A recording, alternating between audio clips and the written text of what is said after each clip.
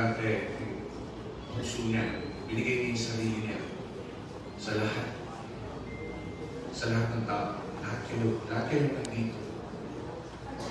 Ngayon, grabe nakakamangha. Dito pa lang nakikita ko kung gaano karami sa inyong nagmamahal sa amin ina.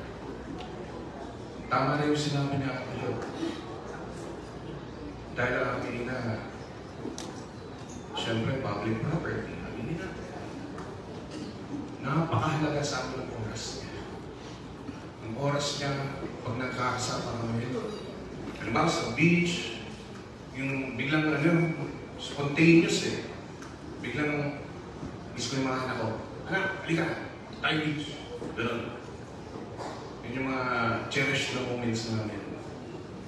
And alam natin si Mami may mga powers din eh. Katulad nung halimbawa, uwi na kami galing show sa States, kami ni Kiko. Inatin niya ako sa airport. Ang dami namin pinagkwentuhan. Ang dami namin share sa isa't isa. Inatin niya ako sa airport. Economy class. Ganyan. So, punta na ako sa gate. Nagantay na ako. Pagkantay ko sa gate, Beijing Christopher yung